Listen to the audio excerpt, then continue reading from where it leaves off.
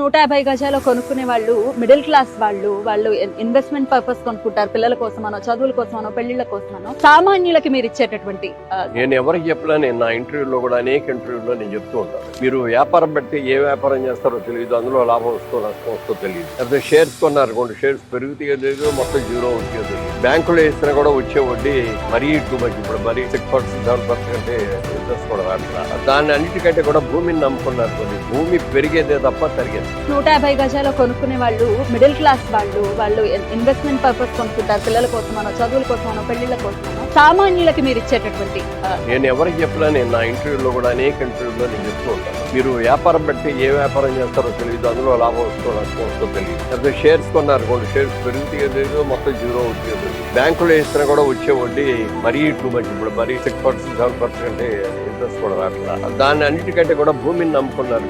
భూమి పెరిగేదే తప్ప తరిగేది. 150 గజాలు కొనుక్కునే వాళ్ళు మిడిల్ క్లాస్ వాళ్ళు ఇన్వెస్ట్మెంట్ పర్పస్ కొనుక్కుంటారు. పిల్లల కోసమనో, చదువుల కోసమనో, పెళ్లిళ్ళ కోసమనో. సామాన్యులకి మీరు ఇచ్చేటటువంటి నేను ఎవరికి చెప్పినా, నేను నా ఇంటర్వ్యూలో కూడా అనేక ఇంటర్వ్యూలో నేను చెప్తూ ఉంటాను, మీరు వ్యాపారం బట్టి ఏ వ్యాపారం చేస్తారో తెలియదు, అందులో లాభం వస్తూ నష్టం వస్తూ తెలియదు. అయితే షేర్స్ కొన్నారనుకోండి, షేర్స్ పెరుగుతాయో తెలియదు, మొత్తం జీరో అవుతాయో తెలియదు. బ్యాంకులో వేసినా కూడా వచ్చే వడ్డీ మరీ టూ మచ్. ఇప్పుడు మరీ 6%, 7% అంటే ఇంట్రెస్ట్ కూడా రాట్లా. దాన్ని అన్నిటికంటే కూడా భూమిని నమ్ముకున్నారు.